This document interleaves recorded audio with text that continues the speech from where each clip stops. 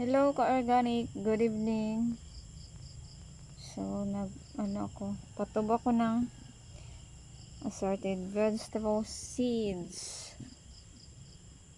Ayan, batch ito sila lahat. Kulang ilaras. I-grow natin sila naturally or organically grown, ganun. So ito, black siya na batong. Ito seeds flower ni siya from Darcy's Manambulan, pink Yemeni Poem or Granada. Then this one is saluyot or jute. This one is arugula. Yan is saluyot natin or jute. Dalawang duha ka bagul. And then this one is zucchini from other country. This one is what we call this, pichay. Ayan, pichay yun siya. And then hindi ko na nilagyan kasi ng mga name kasi alam ko naman kung ano sila, ma-identify ko na sa katagal-tagal ko na nagtanim ng mga gulay. So proceed tayo dito. That one is romaine lettuce. This one is yung Japanese na cucumber, or what we call this sa other country, Persian cucumber, yung ginagawang pickle, ginapickled na cucumber, ganun. And this one is opo, and then patula. The opo and patula is dinigay sa atin ng Darcy's Manambulan. This one is bok choy. And ito naman chaisim, treated siya. Chaisim din ito, treated with chemicals. Ayan, so nauman tayong organic na seeds nito. So i-grow natin sila organically. Hopefully next year or following year meron na tayong mga organic na seeds nito, yung chaisim. Yan po yung ginagawa ko dito sa aming gulayan, yung mag vegetable seed production, kasi yan yung natin, pinag-aralan natin, may in situ tayo about vegetable production and the other areas or other scope na related sa organic agriculture. And so kay nag-major man tag organic agriculture, panindigan nato ni seryosohon kay mao man ni maghatag sa tuwa og kwan, what we call this, yung wealth. Ito yung nagbigay sa atin ng sinsilyo sa bulsa. So yun lang yung update sa aming gulayan, sa aming ito siya, germination area, germination room. Ayan, or yung tawag ko kasi dito sa patubuan ko ng seeds is may laboratory, may organic vegetable laboratory. Ayan, kasi dito ko sila gina-check every now and then, gina-check ko sila kung okay lang sila, ganon. Gina-check ko sila kung nagtubo na, gina-check ko isa-isa. Ayan, so maka-inspired magtanim pag nakita mo na nag-sprout na sila. Tapos yun lang. So next video ko may ipapakita ko sa inyo bagong study ko. Ayan, so yun lang muna. Good evening, go organic. Ayan, may mga color pa, my kid. Hopefully in the future makaproduce tayo ng organic na zucchini. Ayan, try natin kasi first time ko pa ito mag-grow ng zucchini. This seeds is from other countries, sponsored by my friend. Ayan, basta maayot na tao, daghan pod mo tabang sa tuwa para madala na to sa tong kalambuan. Ayan, so much better na mag-help tayo kaysa maghingi tayo. Better to help others para mas maraming blessings na magdating sa atin. Ayan, wag tayo maghingi ng hingi kasi bad luck yun siya, bad luck. Nakakatamad yung maghingi ng hingi. Ayan, so maningkamot mo ng tiil. So ayan lang yung yung mga seeds na nito ma-produces, i-share din natin sa iba na gusto magtanim. Ayan, yan lang yung focus ko as of now sa vegetable production, organic vegetable production yung focus ko this year and next year, ganun. Kasi yung mga customer natin nagdami na yung gustong kumain ng naturally or organically grown na vegetable. Yung mga gulay na hindi ginasprayhan ng mga synthetic chemicals. Ganun. That's the number one reason why organic agriculture ako yung major ko, kasi nga yung health ko. Kasi hubakon man tong gamay pa ko, asma malala, ginakonvulsion pa, balik sa hospital, and then meron akong sarili kong doktor. Yan, may nebulizer ako, mga ganon, kasi mahina yung heart ko, ginahapo. My God. So thankful ako kasi ng organic, and then hindi na nagbalik yung yung sakit, nawala na siya. Praise God. Ayan. So ingatan natin yung health natin kasi once lang tayo dumaan dito sa world. Ayan, para mag long life tayo, kumain tayo ng mga naturally or organically grown na vegetables. Yan, sa mga may sakit din, much better na yung i-consume na gulay is naturally or organically grown talaga, yung walang mga synthetic na chemicals, walang mga abono na synthetic, gano'n. So kung may mga area kayo dyan sa mga bahay nyo, may small space kayo, may taniman kayo, pwede kayo magtanim. Just google it.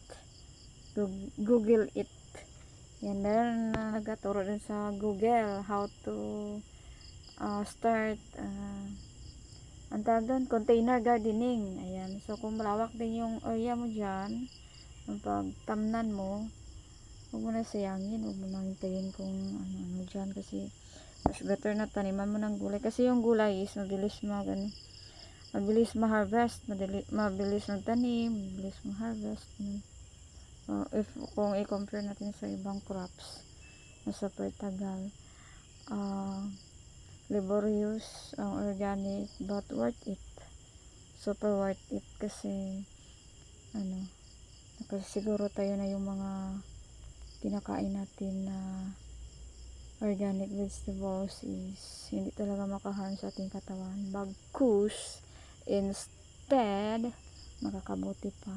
Meron ako mga customer na mga cancer patient, ayan, nagpatanim sila ng mga gulay na gina-blender nila, gina-smoothie, maintain nila sa ilang mga kamag-anak, mga patient nila,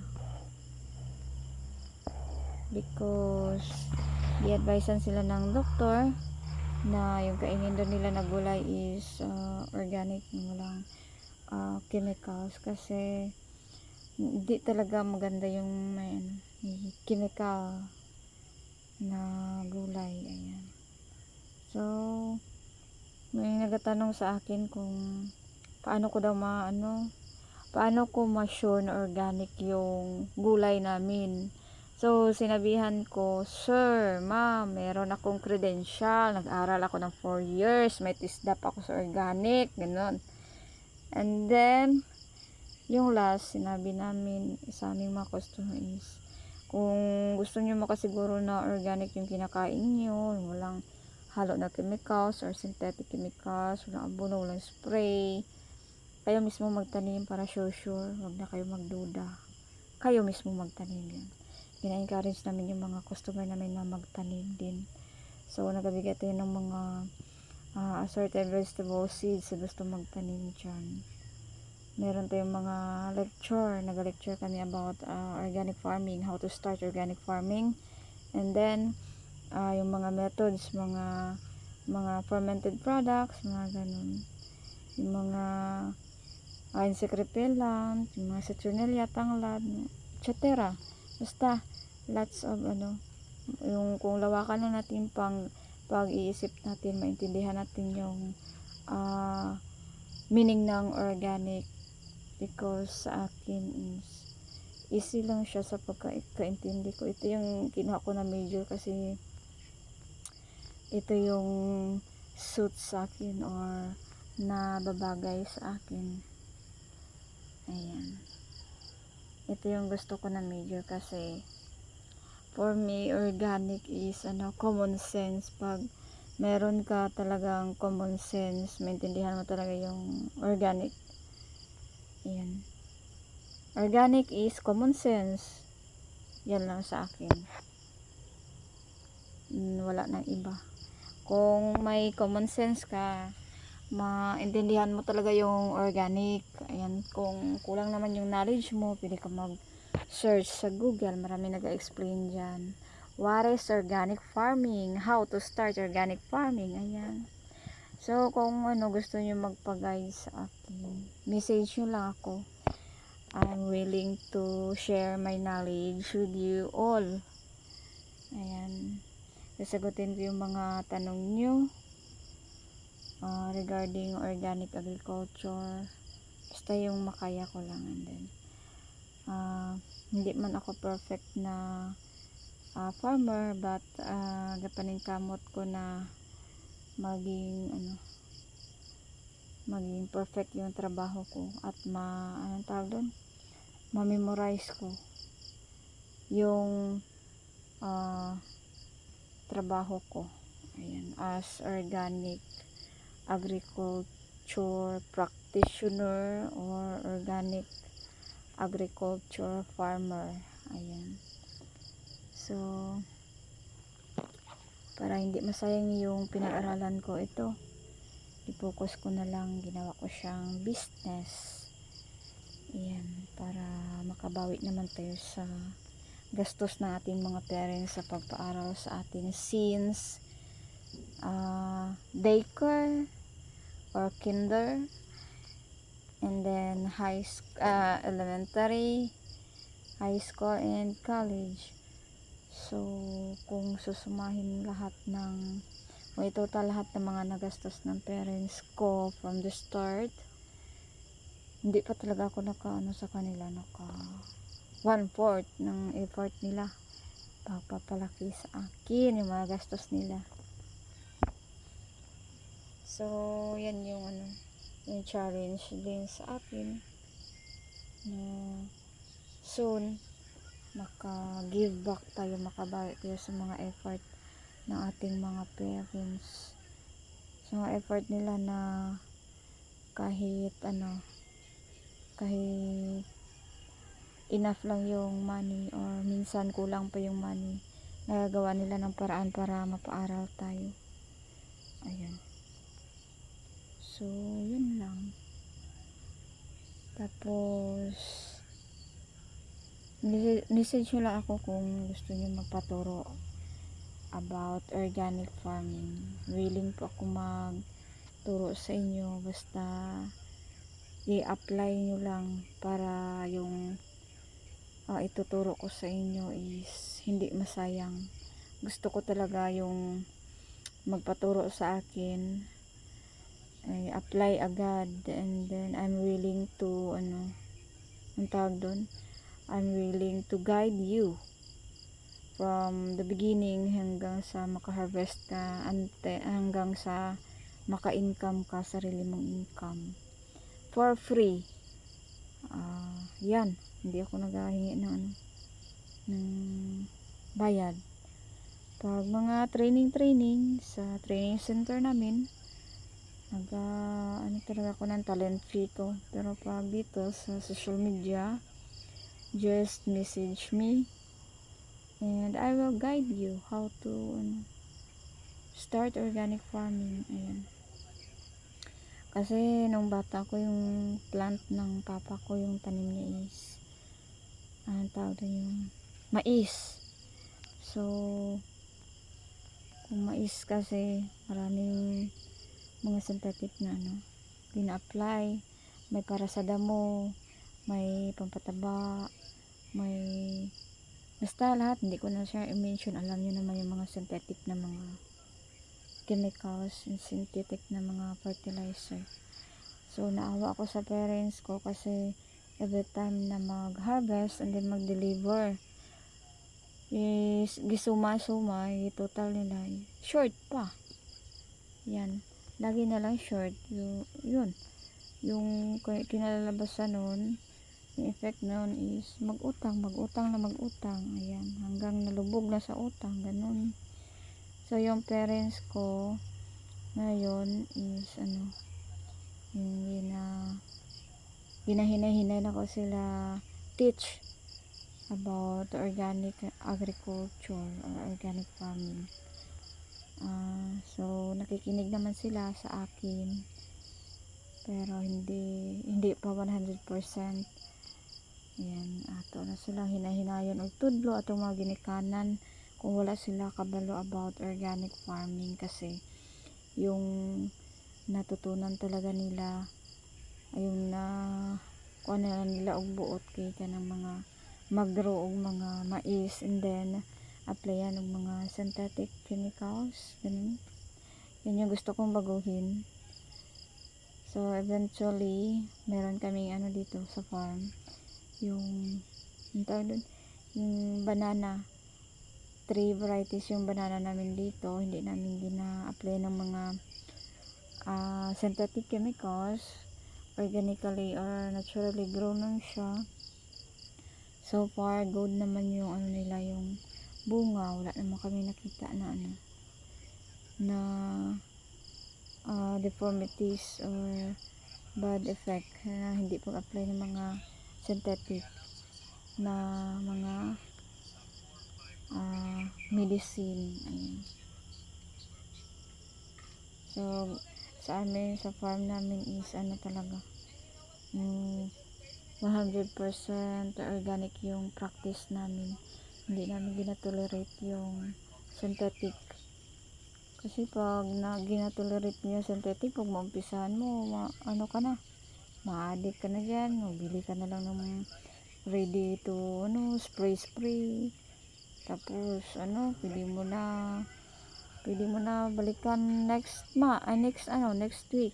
Pabayaan mo na the rest na after mo mag-spray ng chemicals, ganun. Sa organic kasi hindi.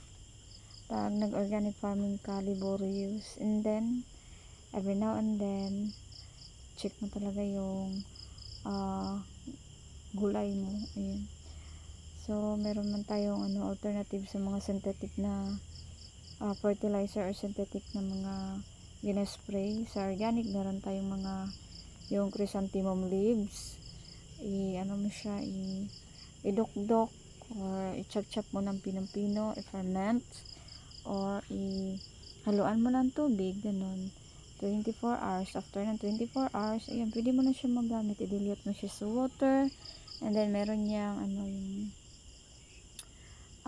anong term doon, yung meron niyang dosage. Ayan, search nyo lang kung anong dosage. And then meron din yung para sa sa larvae, pwede yung yung didikdik na sili, ferment mo, yung tubig lang, tubig at sili, ferment na 24 hours, and then yun, gamitin sa pag-spray sa mga infected na areas na gulay mo, yung sa caterpillar, mga uod, ganun. Pwede din yun sa aphids, kasi yung anong tawag dun, yung maanghang sa sili, atchin ba yun? Basta yung maanghang niya, magdikit sa balat ng larva or ng caterpillar or aphids hanggang sa mamatay sila, kasi mainit yun. Yun yung yung natutunan ko din sa yung sa USM, kasi USM graduate ako. Pag yung natutunan ko doon, gina-apply ko talaga sa bahay namin sa Alamada.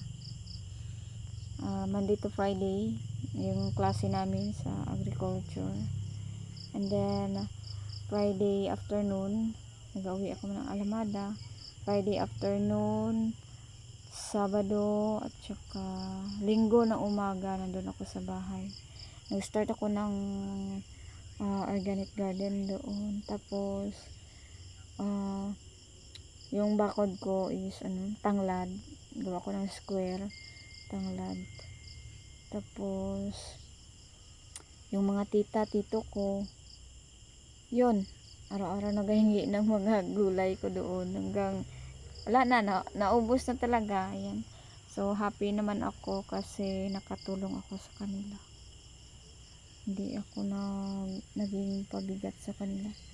Kasi pag magbigay ka ng mga kung ano mang ibigay mo dyan sa kapwa mo, mas happy pa yung yung nagbigay kaysa nabigyan. Kung gaano ka happy yung mga nabigyan mo, mas happy talaga yung heart mo pag nakashare ka ng blessings. So ito man yung binigay ni Lord na talent sa atin, i-develop na lang natin.